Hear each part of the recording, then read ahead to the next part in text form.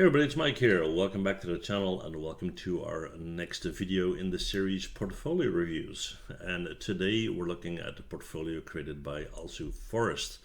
She's located in London in the UK and her company name is 3 Dream Space or 3D Dream Space, depending on how you pronounce it, right? And it's all about 3D visualization and 3D animation. Now, what strikes me immediately looking at the portfolio is that she is at the top of her game, right? And I went through the portfolio, of course. She is an absolute professional, right? No doubt about that. Now, let me go through the segments as I usually do. Let's just click this out of the way for a second. And let's look at whether she answers all the questions about who she is, what she wants, how, when, where, and so forth, right? So we have a photo, which is always good because, like I always say, companies, clients, they hire an artist, they don't hire your work, right? And of course, you will eventually create work, but they have to communicate with you, they have to be able to convey what they're looking for and so forth. So photo, great. As far as the description of the work she does, 3D visualization, 3D animation, 3D art, clear as can be. Name of the company, 3 Dream Space, location, London, great.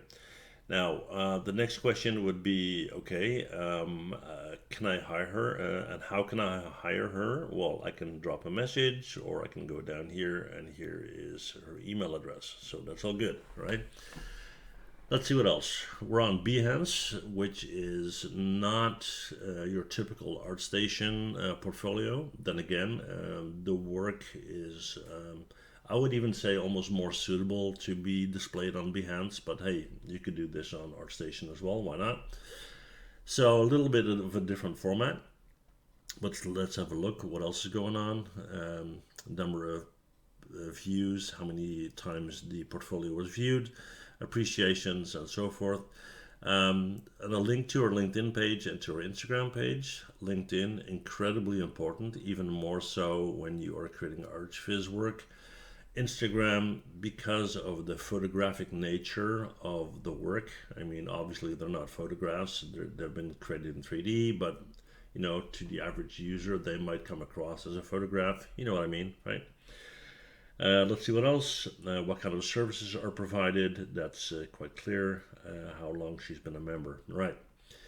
Now, when it comes to her work, we have a couple of tabs here. We have appreciations, and I gathered that that's her appreciation of work done by others, which is cool.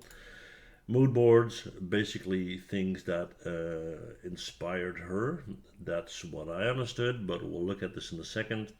Services provided by her, and let's have a look at that. Cost of still images, 300 per image. Now, I gotta say, I find that on the low end, right?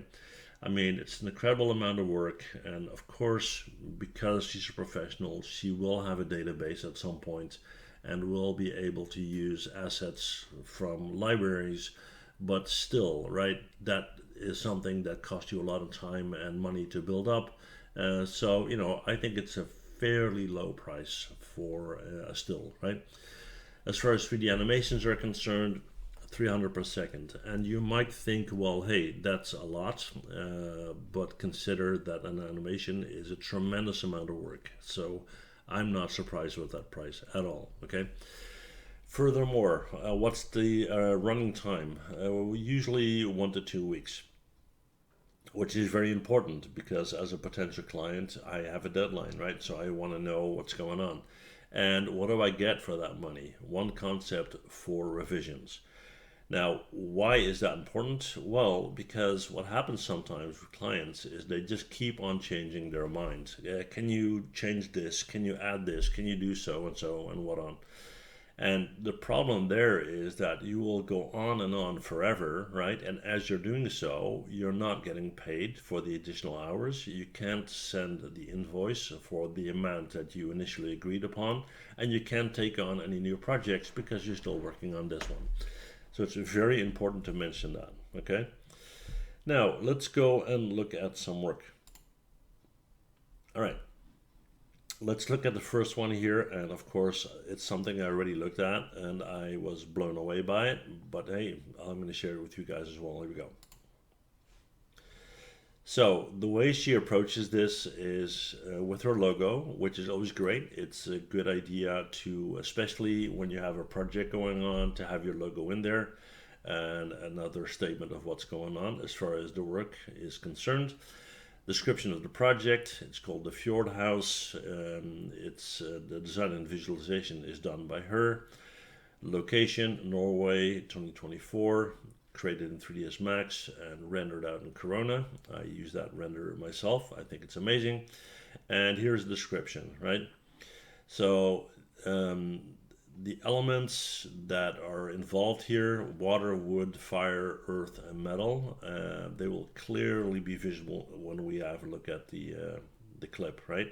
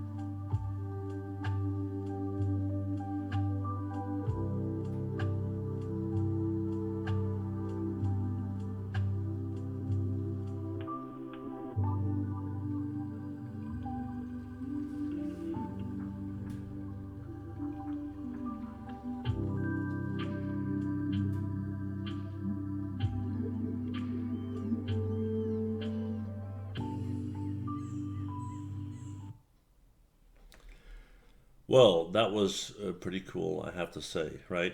Super, super professional. And I watched this several times, and I have a few comments to make, right?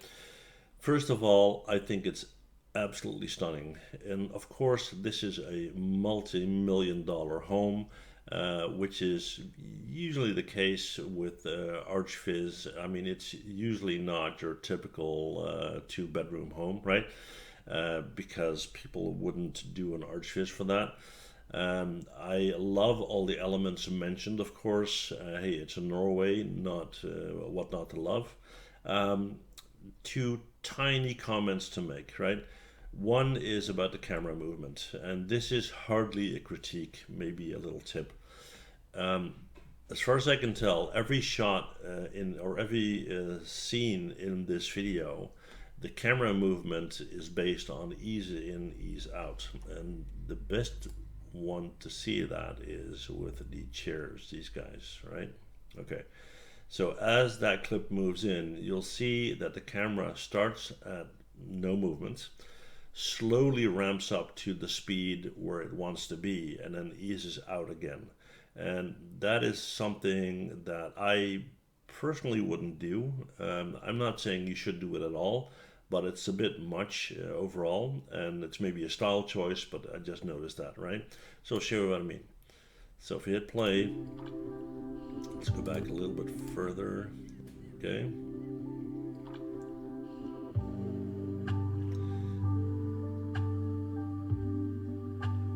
And then it slows down again, okay? And I don't want to be critical about that. I think it's a very, very minor detail, but it's just something I noticed. And then additionally, if we look at the interiors, like for example here, I know this is something that happens all the time, but this is a home, right? So you would expect people to live here.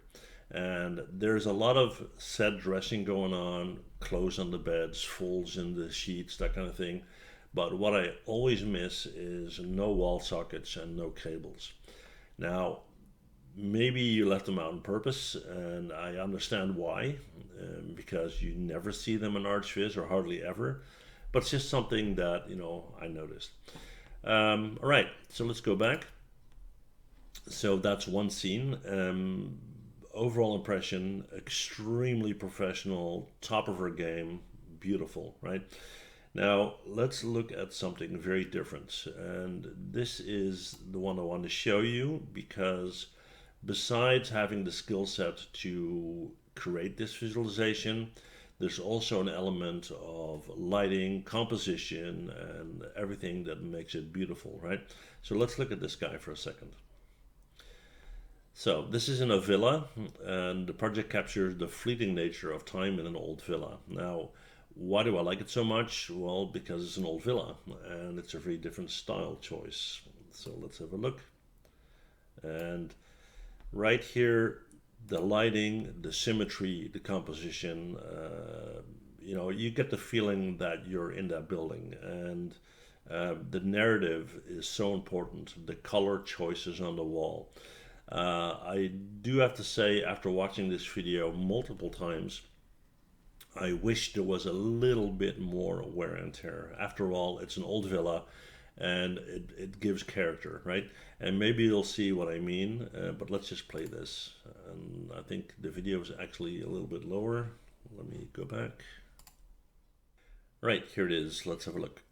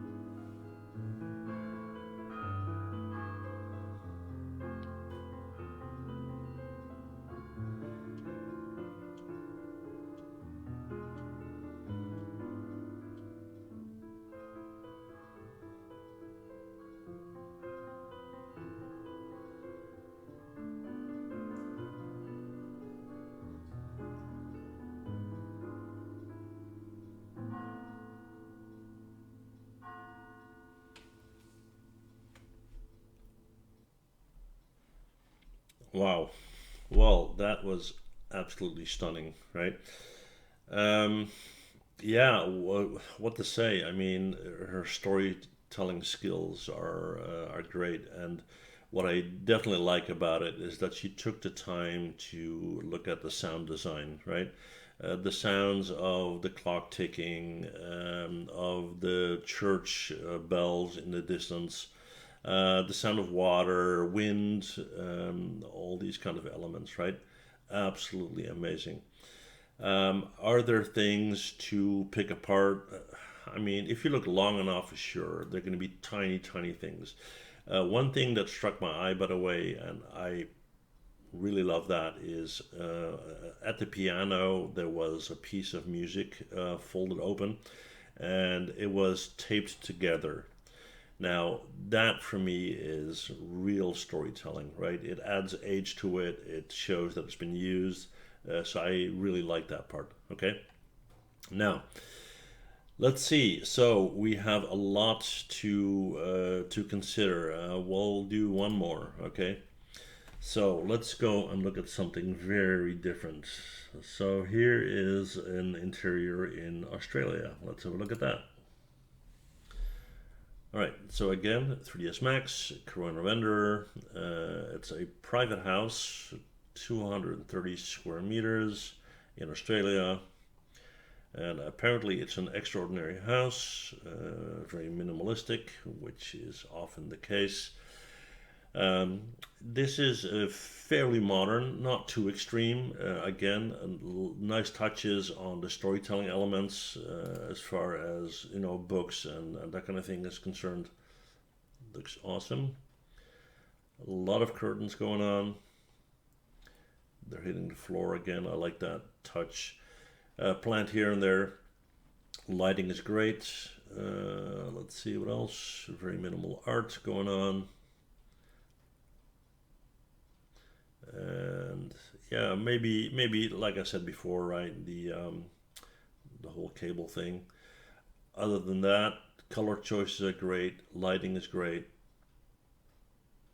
Yeah, what's not to love, right?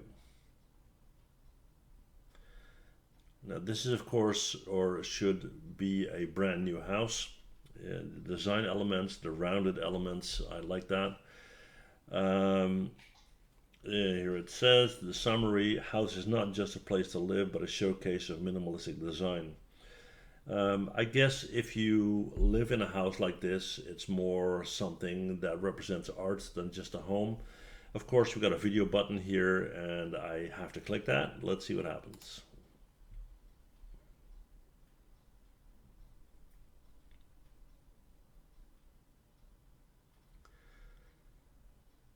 So it's a beach house, seems like, and there's no music to it, which is okay. I was hoping there would be some sound design to it, just because I really love that touch.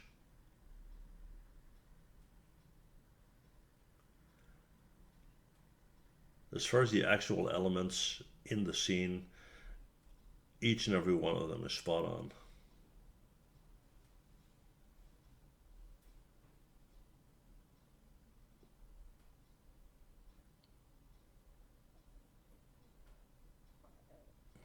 There you go. Alrighty. Well, it's a different design studio, right? But work done by her nevertheless.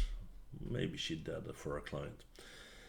Okay, so in summary, right?